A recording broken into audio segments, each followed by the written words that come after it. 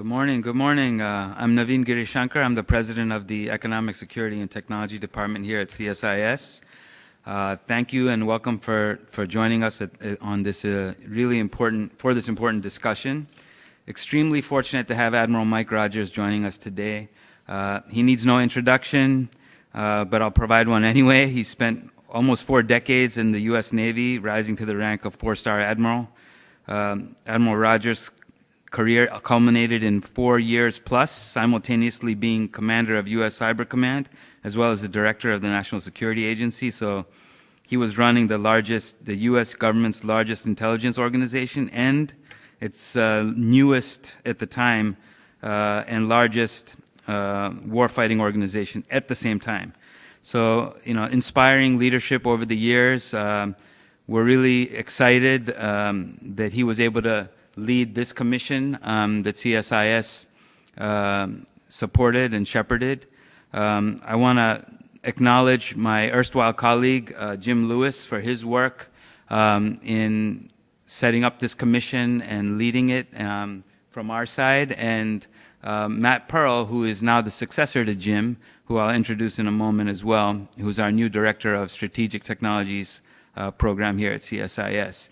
I'd be remiss if I didn't mention Taylor Rychik, who works with Matt, and Julia Brock, who did a tremendous amount of work to make this possible. Today's conversation is going to focus on quantum, which is what this commission report was about.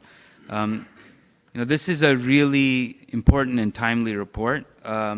It touches on really what is at stake when it comes to quantum technologies, both quantum navigation, quantum as a service, post-quantum cryptography, many elements of this really important technology that the U.S. is investing in and that we'll need to invest in going forward.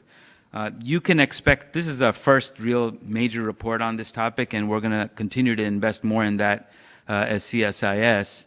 What's really important for us is to understand what are the technical capabilities here in the U.S., how does that stack up against our principal competitor in the PRC, and also what's the range of capabilities we need to actually develop a competitive edge in quantum.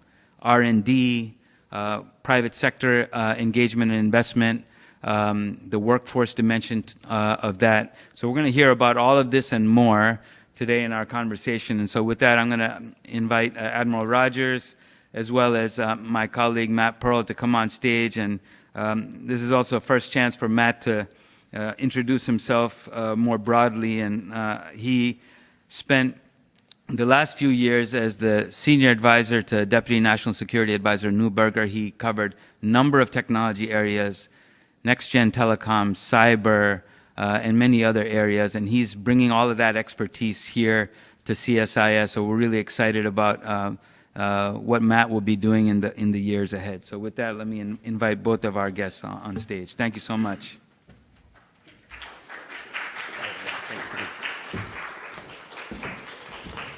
Sounds like a very somber audience here today. Very somber audience here today.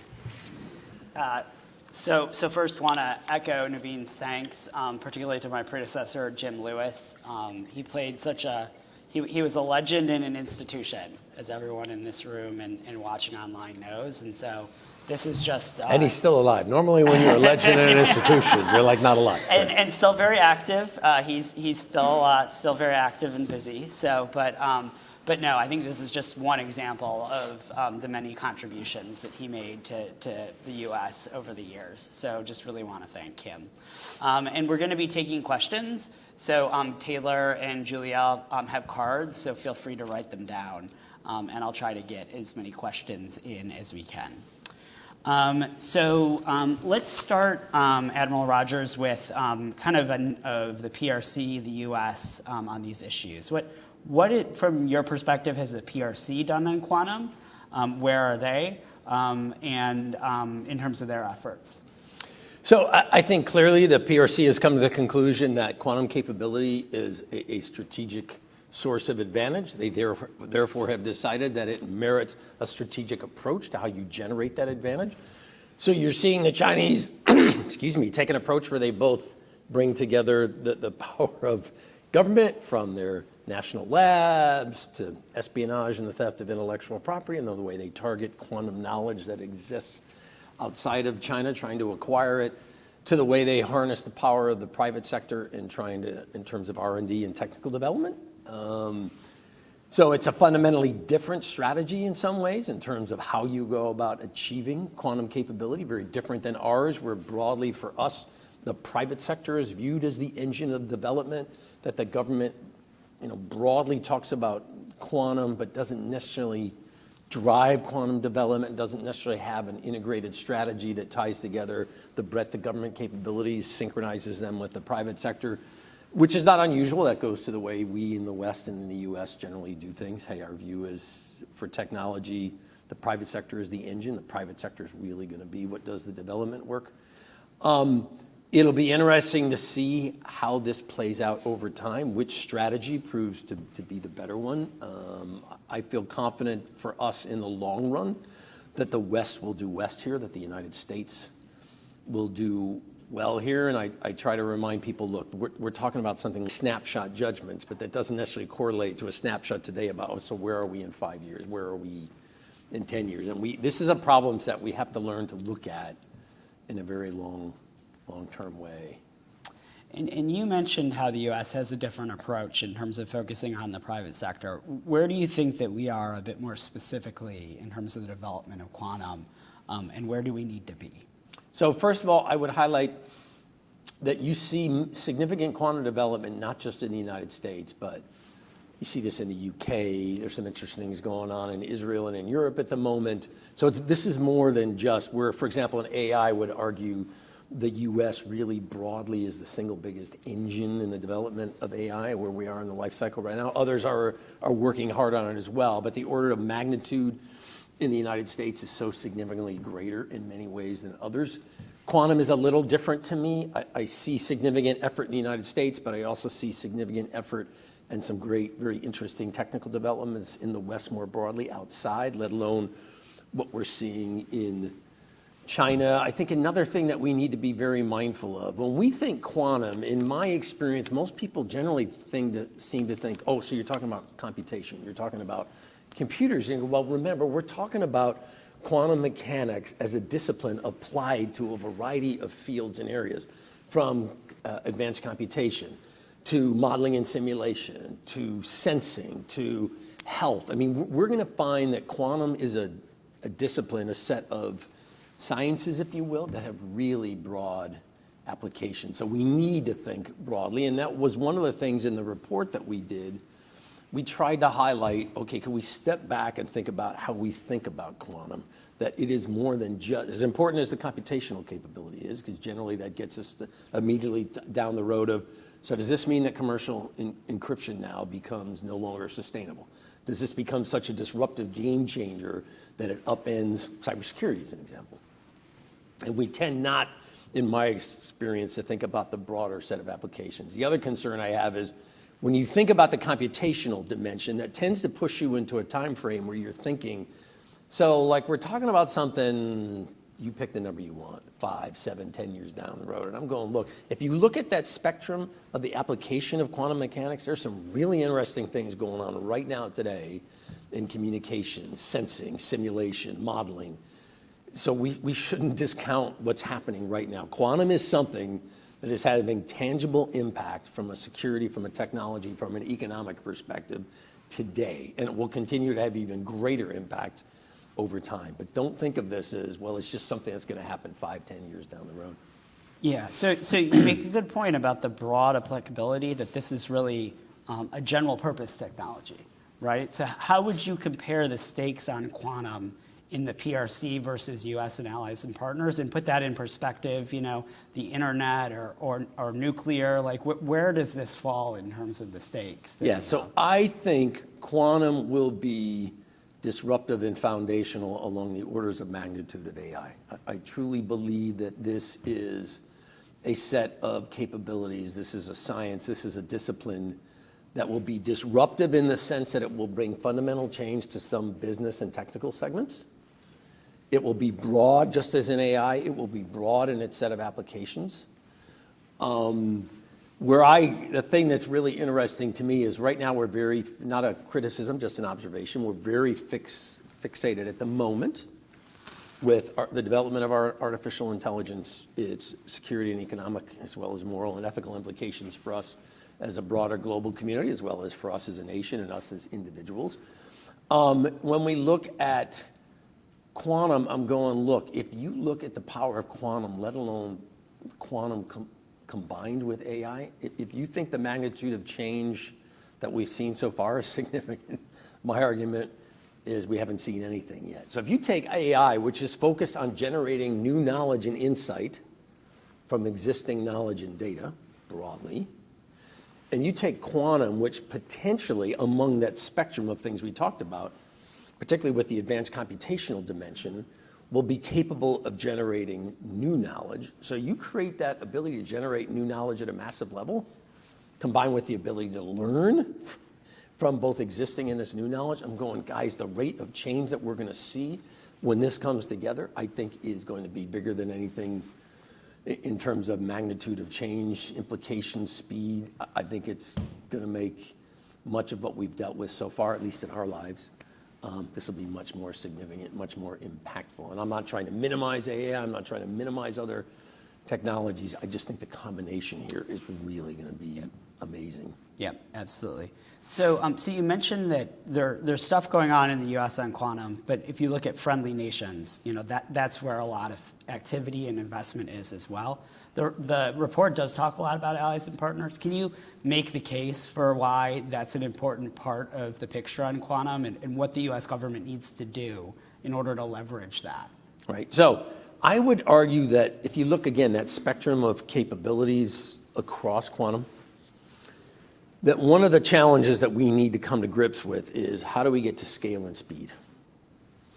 And one of the ways to do this to me is to think beyond just the U.S. private sector set of capabilities.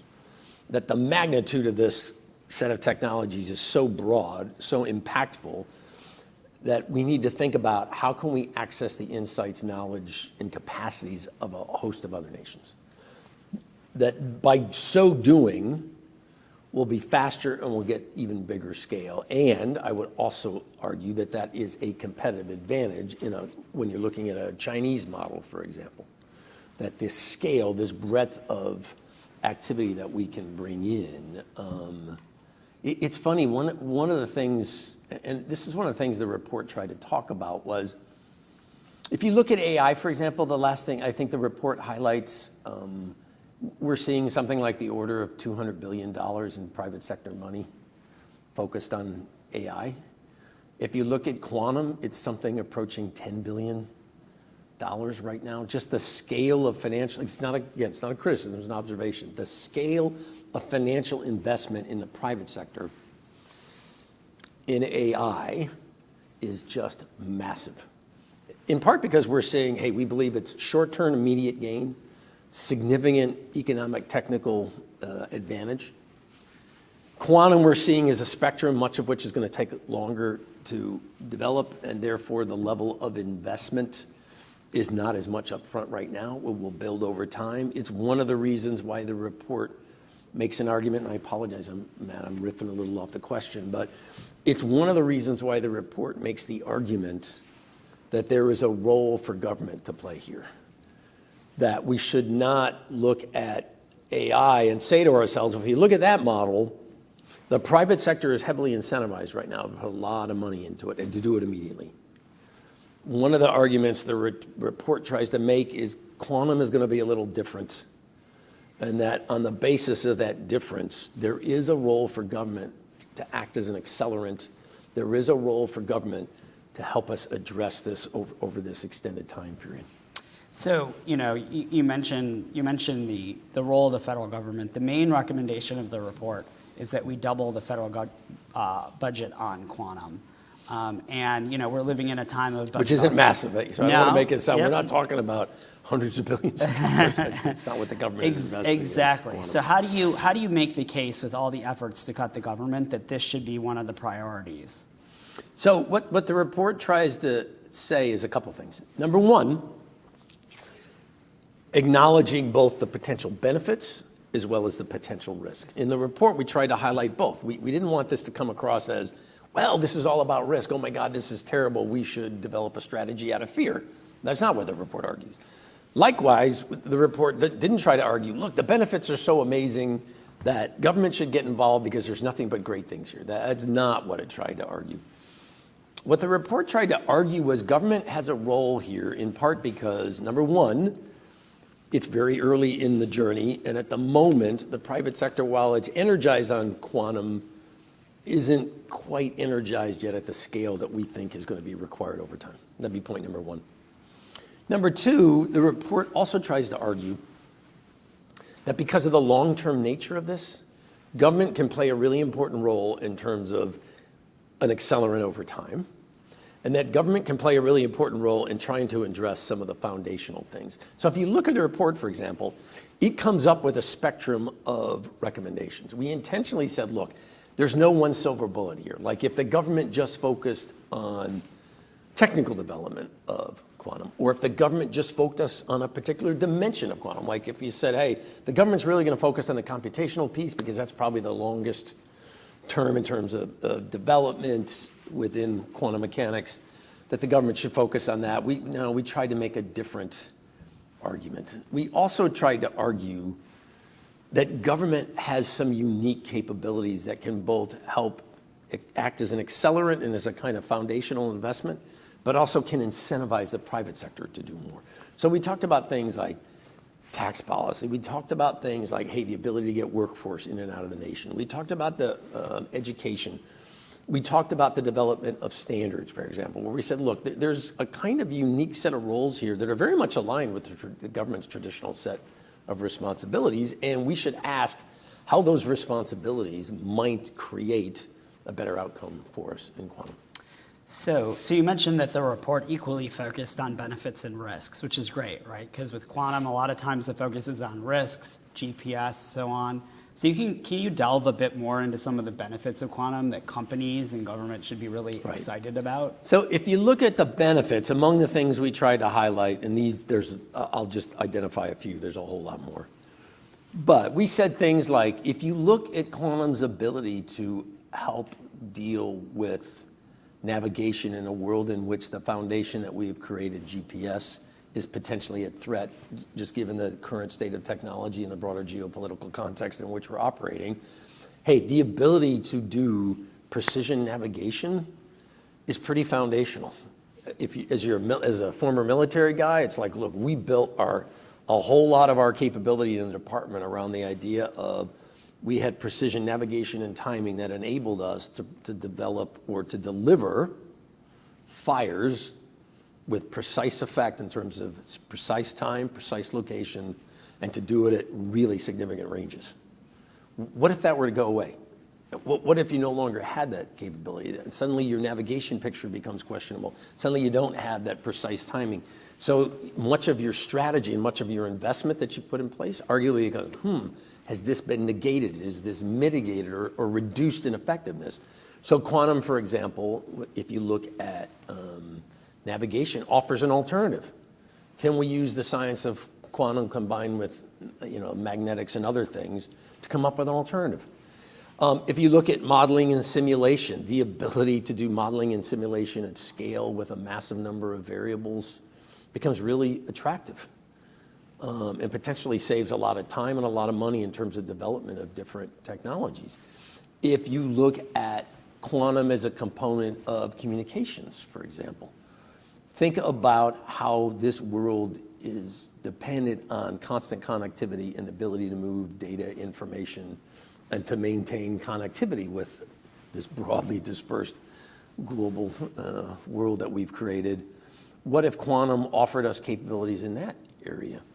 Let alone the one that most people really seem to focus on, the computational side. Well, look, if you could create quantum capability from a computational perspective at scale, you could really look at some really hard problems.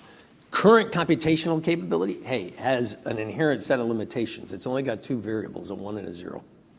And so its ability to look at really complex problem sets with lots of variables and a high rate of change in the variables is very challenging, which is one reason why, for example, current encryption right now is beyond, we broadly assess, the ability of current computational capability to break, to power through. There's just too much data, too many variables, and the rate of change is too high. Quantum computational capability, if we can get to enough stability with the number of qubits, so where a bit is the building block in conventional computational capability, the qubit is the building block, if you will, for what we're talking about with quantum. A qubit enables you to look at multiple variables and to look at multiple variables simultaneously. So suddenly, if you can string together a really big number of qubits, if you look at commercial encryption, for example, you probably are going to need hundreds of thousands to a million qubits to be able to get enough power to look at enough variables, enough change, and enough data to power through. But if you could do that, think about both the opportunity to, so could we come up with an alternative to current encryption models? That was, as the former director of NSA, from a cybersecurity perspective, it was one thing that I was really interested in quantum. I thought, we keep talking about the risk about, hey, does this undermine current encryption? One of the questions I constantly asked the team was, well, could we flip this? Is there an opportunity here to, in fact, pivot to a different encryption kind of strategy? And in fact, this becomes something that powers foundational security moving forward, as opposed to undermining security. So I do think that there are a whole lot of opportunities from a national security, from an economic security, from a technical perspective. There's a whole lot of opportunity here, and the report tries to highlight that. So on the national security side, you're talking about a broad range of capabilities. If you were still in uniform, how would you think about using the combination of some or all of those capabilities to really transform the battlefield? So from a military perspective, again, when I look at quantum, I think to myself, so I could change the way I communicate, I could change the way I navigate, I could change the way I model and simulate the environment, so I could perhaps anticipate faster, I could adapt faster, and I could develop multiple alternatives for a particular battlefield scenario that would give me greater options, greater flexibility as a military commander. That would be very attractive to me if I was still in my old world. And then I'm also thinking to myself, okay, so how do I have to mitigate an adversary's potential use of this in the battlefield? So I'm trying to look at it broadly from two perspectives, both the opportunity that it presents, but also potentially the challenge or the risk. And as a military commander, you're always trying to think through both sides of the coin. You're always trying to anticipate both advantage as well as risk. So when we talk about federal investment, as Navin noted, you spent 37 years living off the American taxpayer. Pretty embarrassing, isn't it? But you identified and overcame a lot of challenges. So what would you say some of those challenges are in the U.S. government in terms of making this investment pay off? So first of all, part of this goes to, well, what do you vision? What's your view of the fundamental role of the federal government in development of advanced technologies? Is your view, and some would argue, this is your view, well, that's not the role of government, that's what the private sector should do. Is it your view, well, hey, look, the government ought to be really leading or driving? I'm somewhere in the middle. My view is, hey, government's got a role, government should make investments, but I don't see the government either as the driver or leader of this. I see the government as helping to set the conditions to enable the private sector to achieve significant advantage in this set of technologies. I don't see the government as leading it. And likewise, I don't see the government as controlling it. I just don't think that's really going to work. So you can have a discussion about what's the fundamental role of the government in all this, what role should it play. I encourage us to think just beyond, when we think about government and roles, remember, think about more than just the technology. There's a human dimension to all of this. There's a workforce. There's how do we develop the technical skills to develop this? How do we create that kind of workforce? How do we optimize employment of this set of capabilities? A little bit like you're seeing with AI. It's more than just the developers of AI. It's users that are helping to fuel that development. It's just not a bunch of people sitting remotely in a laboratory somewhere who are deciding, okay, this is the future of AI and this is the way it's going. It's that combined with the market force. It's that combined with actual application where companies are getting feedback about, hey, this is resonating, this is generating interest, hey, this generates value for the private sector. We need to develop more capacity, more capability in particular dimensions of AI.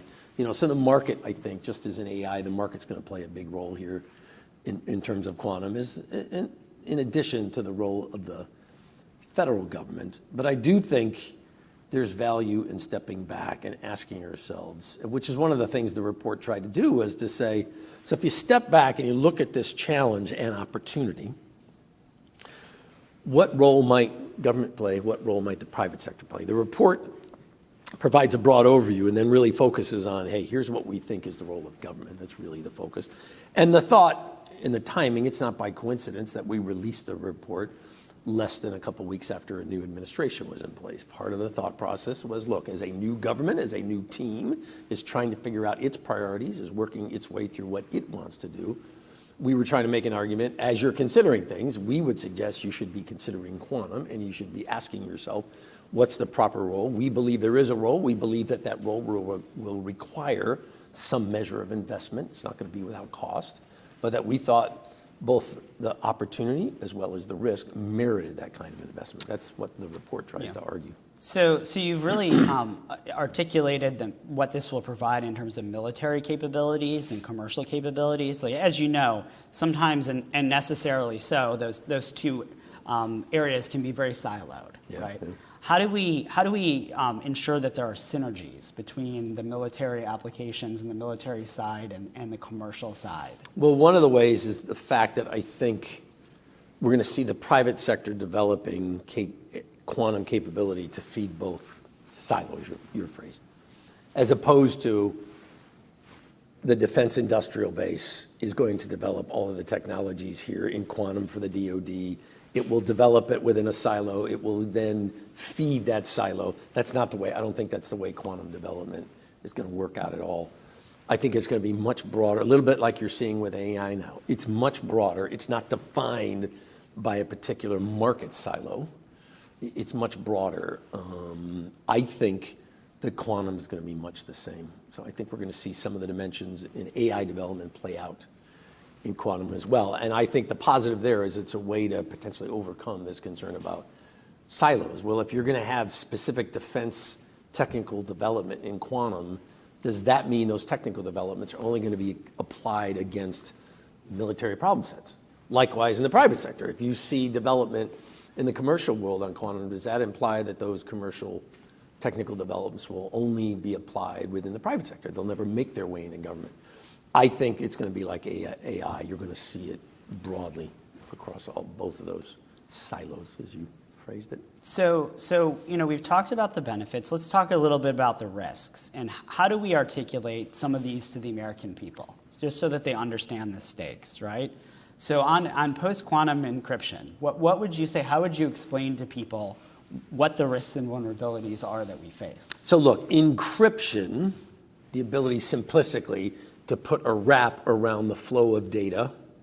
You can also use encryption to protect data at rest, data at movement. But broadly, the ability to put an impenetrable wrapper, a simplistic euphemism, around data is a core fundamental building block of our current cybersecurity strategy and our current data strategy, and also our thoughts about privacy protection. What happens if we have a technology that comes along that theoretically allows an external party to rip the wrapper off and to suddenly access directly some of this data? That's a very disruptive concern. That's a significant national security, economic competitiveness. So it's got concerns across multiple dimensions. Now, that's probably the worst case.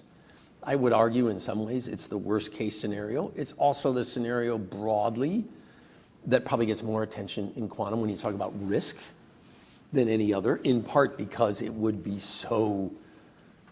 fundamentally remove a foundational building block to our current approach to cybersecurity. And so anytime you remove a nice block of the base, suddenly the structure becomes a lot wobblier, it's a lot potentially weaker and unstable. So there is that concern. As I said, I also think, though, it's going to offer us some opportunity to perhaps strengthen, which is one reason why NIST's NSA and others are already working about, quantum resistant encryption, for example, about, hey, can we get started on that process now? So you've seen NIST promulgated a series of algorithms over the course of the last 18 months or so to help us, and NSA has been talking about, hey, you got to get into quantum resistant encryption now. Cryptography, don't wait, which I very much agree with. We need to be setting ourselves up for success even as this technology is being developed. Don't wait for it to be fielded. That's not a good place to be. So what are the other risks that we might want to know about with quantum in terms of privacy, malicious actors? Is there anything else beyond encryption that? So when we talked about those advantages, think about if a potential adversary, a nation state, a criminal group, a cartel, a terrorist group, if they were able to access that kind of technology, how might they use it to either undermine existing approaches, existing technical applications, as well as develop new ones? It's like most technologies, it's not that it's inherently evil or inherently bad. It's like most technologies, it depends on the way we apply it.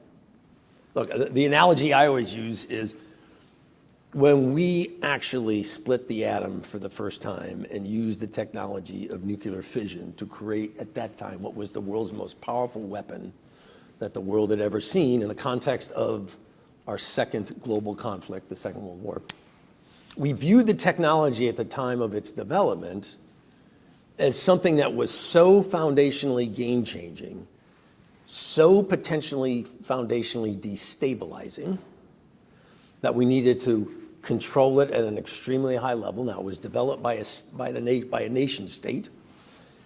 Its development was controlled by the nation state. So it's slightly different. But the analogy that I think about with quantum is, within the first decade of the development of that technology, we were using that same technology to propel ships. We were using that same technology to generate commercial power. Suddenly, a technology that we had initially developed for a single focus, the development of the greatest weapon the world had ever seen, suddenly we started asking ourselves, well, how might this incredibly, terribly disrupting, terribly terrifying technology, how might it be used for positive applications, not necessarily directly tied to warfare? So, as I said, we came up with this idea about propulsion. We came up with this idea about the generation of electrical power. So I try to remind people, even the most terrible technologies, if you define terrible as potential life impact, even those technologies potentially have some really positive applications. So as we're trying to work our way through this, we need to be mindful that even as we should be concerned about how do we adequately ensure protection as we're looking at the development of these technologies, we also need to be saying to ourselves, how do we take advantage of these many positive opportunities? Yeah. Speaking of taking advantage, I think one of the technologies in quantum that's probably closer to commercialization is sensing. So can you assess kind of how close we are to commercialization, as well as what are some of the use cases that we should get excited about and really the government and industry should pursue? So I would argue, if you look at sensing, if you look at navigation, if you look at modeling and simulation, even I would argue healthcare. We haven't talked about healthcare, but I would argue quantum is going to have some really interesting implications in healthcare as well as composites and materials. But if you look at where we are right now, I would argue you're seeing the initial applications of quantum in sensing, you're seeing it in simulation, you're seeing, just looking at DoD, just in the military piece, a very narrower subset, you're already starting to see those applications, and you're seeing companies out there that are already developing those capabilities and are partnering with the department for their actual application.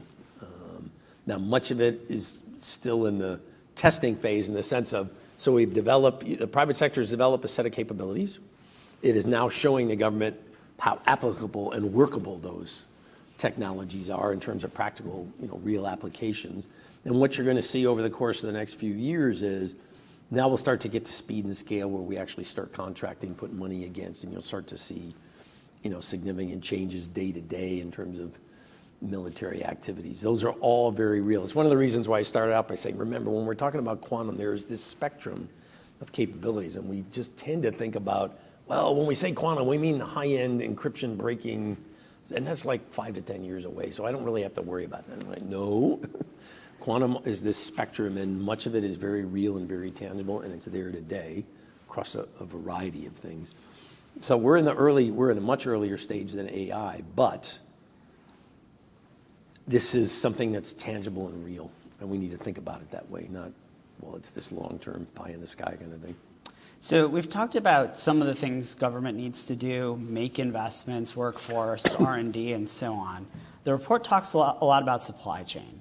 So can you explain why that's an important piece of the picture and what you think the U.S. and its allies and partners need to do on that? Because what the report tries to highlight is we felt that a secure and stable supply chain in terms of the development of this set of technology was going to be important. We also talked about how there are some applications where you could see supply chain disruption is either a strategy on the part of other nations to try to disrupt the development of this technology, but you could also see how the technology might be applied to try to disrupt supply chain. So the report tries to highlight that when you're thinking about quantum, you need to think of it as an ecosystem of capabilities that will come together to drive this change. And we need to think about the supply chain dimension of that ecosystem of both of capabilities, so to speak.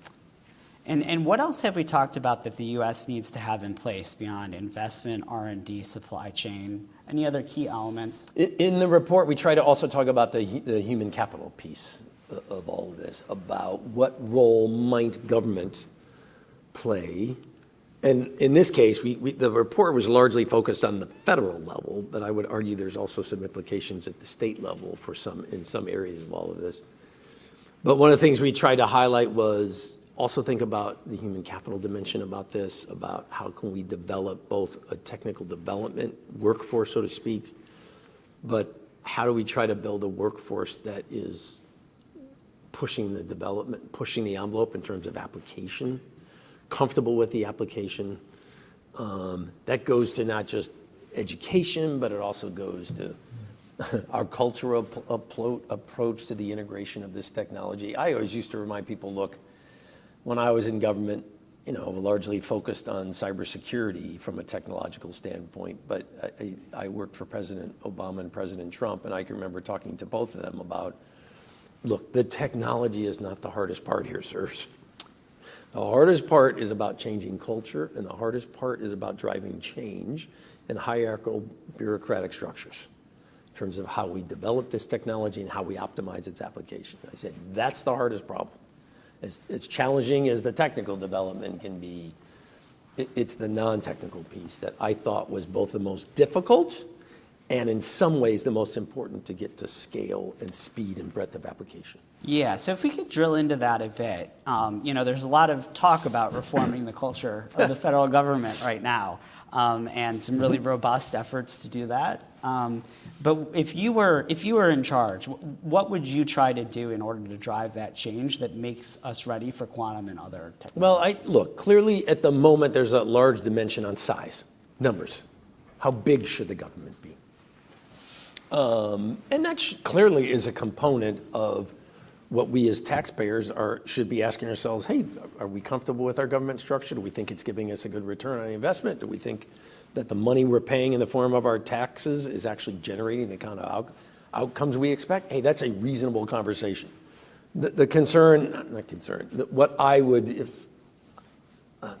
one of the points I'd be trying to make is size is only one dimension of efficiency and the ability to generate outcomes.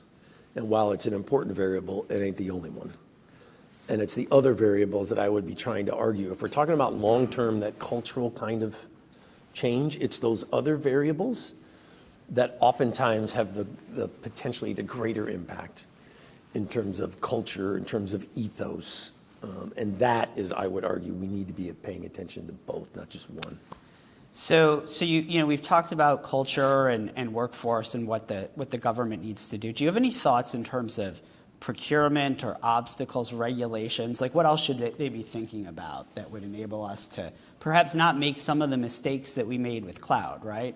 Federal government was a laggard in cloud as opposed to leading the way.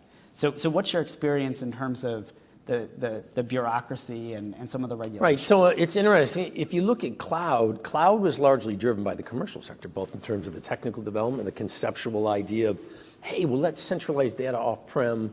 Let's look at how we take a different approach in terms of how we store, how we protect, how we access data. That's really the impetus of cloud, was, hey, look, there's a different strategy here to be done that harnesses the power of technology with a very different model together to produce potential savings and enhanced security. That's the broad premise. So if you ask yourself, so what's the equivalent or what are the implications for quantum? I'd be a little concerned that we would draw the conclusion, so what cloud shows you as an example is, well, just the government was late to the party in cloud, and that's okay. Hey, it's all about the private sector. It's all about outside the government really driving it. And my argument would be, while that's clearly a huge dimension of this, quantum represents such a scale of change and such a foundational level of both advantage and risk that I would argue not getting the government involved in this in an appropriate role, and there's lots of debate about what's the appropriate role, but not getting the government involved in an appropriate role, I would argue is a high-risk strategy. And I would be concerned that if we just left this solely to the market, that they wouldn't necessarily address the broader set of concerns that we legitimately have in terms of how do you address the security and the risks while also trying to enhance the ability to achieve these positive outcomes that the private sector is going to generate. So we've talked about the U.S. government having a significant role, and we've talked about the importance of allies and partners. Bless you. Right? And sometimes there's a bit of a tension there, right? Sometimes. A lot of times, right? And so how do we, in quantum, how do we avoid some of the mistakes or some of the things that we need to do to ensure that we're all rowing in the same direction and really contributing to the development of this ecosystem? So one is a lot of dialogue between the private sector and government on this topic. Two is a lot of dialogue earlier. One of the things I found really amazing with the development of artificial intelligence, and again, we're still early in the journey, but it's the only technology that in my lifetime I can ever remember technical developers coming to the government and broadly saying, so we're several years into the development of this. We've got some initial sets of capabilities that are pretty amazing that we have broadly deployed commercially.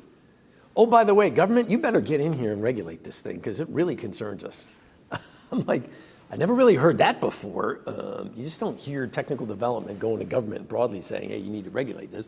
But the other thing that struck me was, so you waited until now to suddenly talk about, well, gee, this is really potentially disruptive and we're really concerned.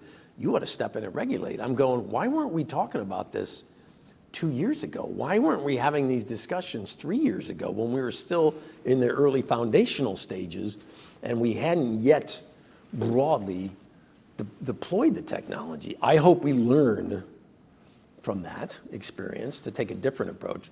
The other thing is I hope we learn from cybersecurity. When we created this highly digitized, hyper-connected world in which we live, from a software and a hardware perspective, we did not say to ourselves, as we're thinking about the future, security and defensibility are going to be core design characteristics. We really need to build resilience and security in from the ground up. We didn't develop that way at all. Instead, we kind of said to ourselves, well, hey, these are unclassified systems. Who's going to care about security? We're going to use this initially for a very narrow set of purposes. So why would we care about redundancy and resilience? It's never going to become a core global foundation. Fast forward, now we're broadly coming up on mainly the World Wide Web. We created the internet. We morphed it into the World Wide Web. The World Wide Web is almost 30 years old, over 30 years old now. And I think to myself, okay, so look at where we are now. Look at the challenges we have in cybersecurity in no small part because we developed a system in which we didn't really care about security and we really didn't care about resilience.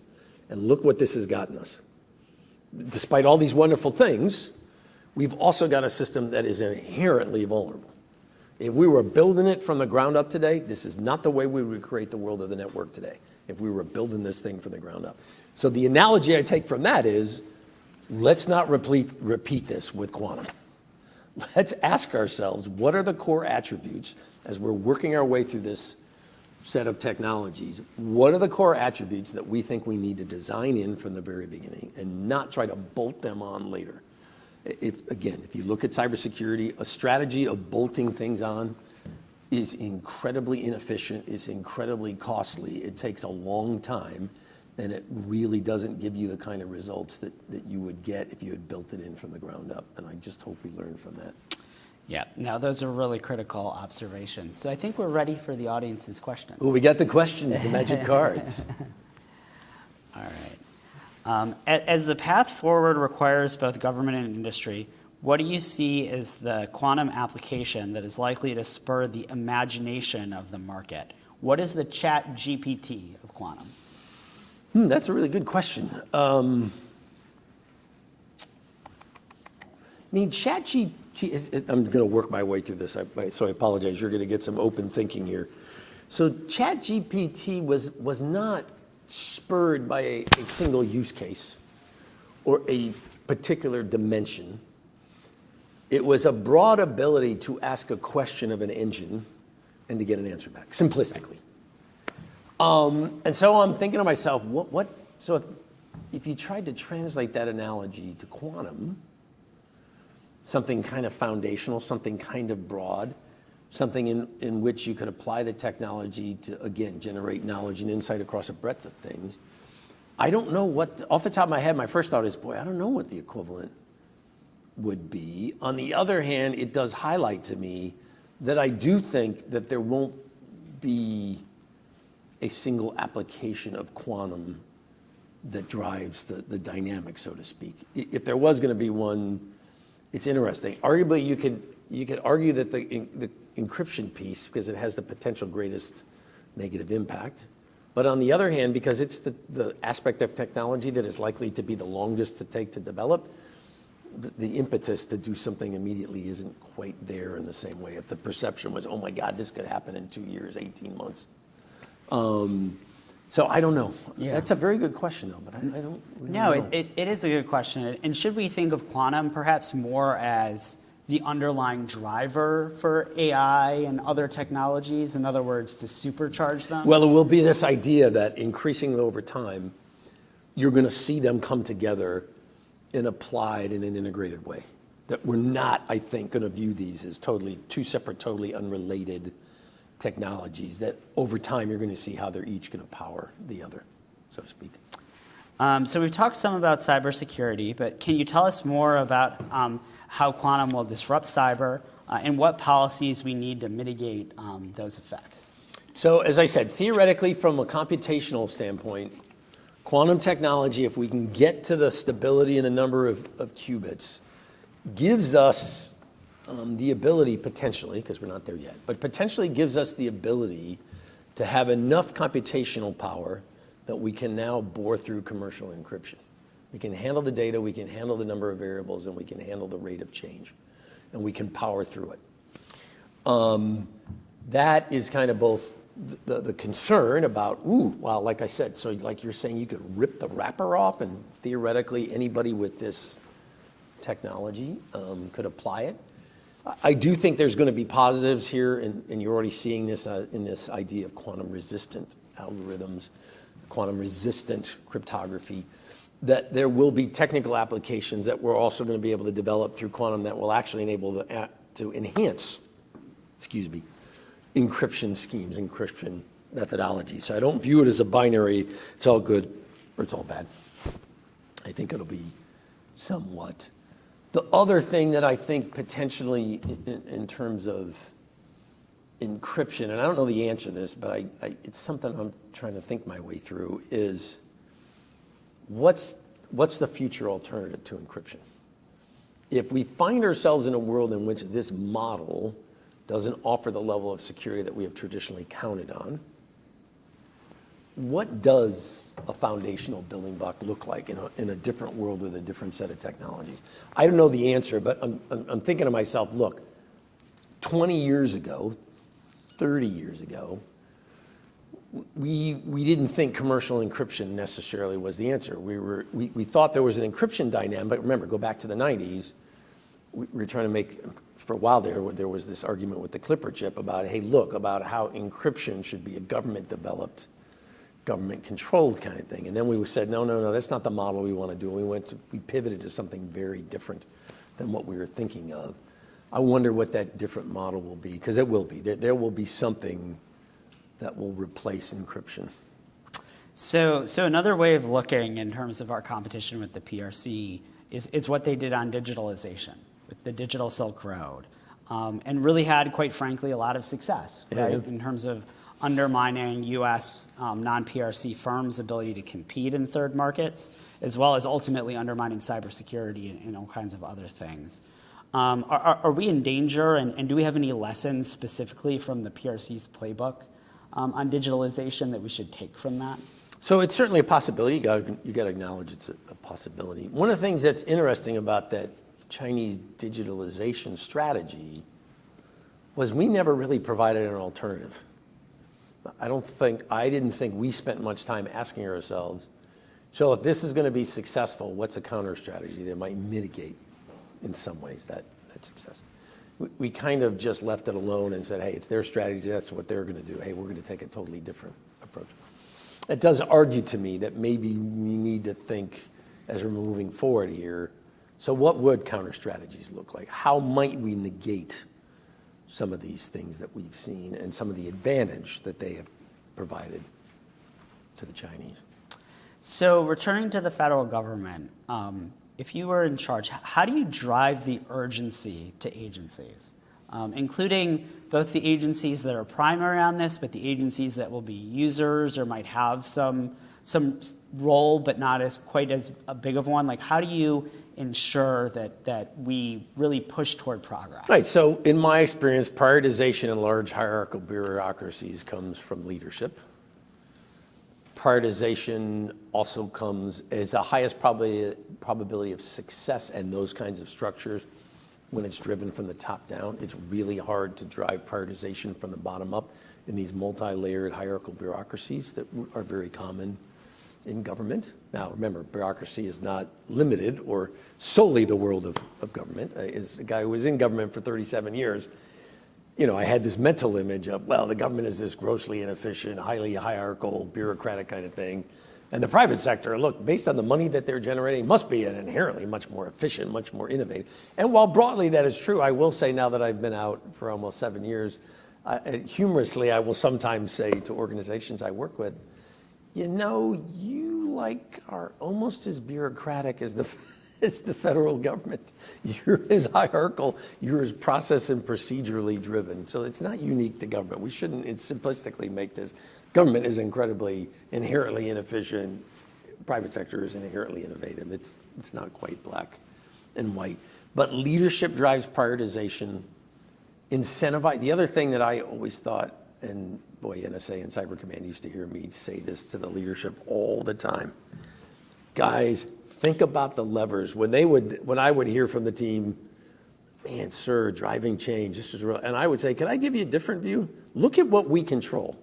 We control wage. We control promotion. We control assignment. We control what training people get. We control where people go. I said, guys, those are incentives to human behavior. You align those incentives with the outcomes you want, and suddenly we tell people, you do the things that we think are going to drive the change and create the future. You invest yourself in those things. We'll promote you at a faster level. We might even pay you differently. We'll perhaps give you access to education and a broader set of experiences. There's lots of ways to incentivize human behavior here. And when you incentivize human behavior, that's where you get foundational change. Not, well, I sent you a memo that said, here are my 3 priorities, and why aren't you focused on these 3 things? That's an element of leadership, but I think it's the combination of leadership tied with strong incentives, and then never forget the impact of the stick as well. If you want to change people's behavior, you can't forget the stick.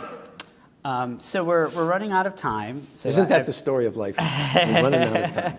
So I couldn't get to all the questions, but really want to thank everybody, Admiral Rogers, Jim Lewis, all the effort that went into this. Thank report. everybody that participated on the study. Yeah, absolutely. And it's a really significant progress, and I don't mean to, hundreds, thousands of hours put into it, but really want to urge everyone, as Navin said, we're going to be continuing the efforts here. It's going to be part of our overall way of looking at a net assessment with the PRC and how we ensure that we understand where we are, but also what are the underlying drivers on quantum, and how can policymakers actually make changes to those drivers in a nimble way in order to change the underlying dynamics in the strategic situation. So, and we know everybody's busy, so we actually wrote an executive summary by design. You can just read 2 pages out of 50 that give you a broad overview, and then hopefully pique your interest so you go, hey, I'd like to think about more about this section. Where in the report is this addressed? Absolutely. So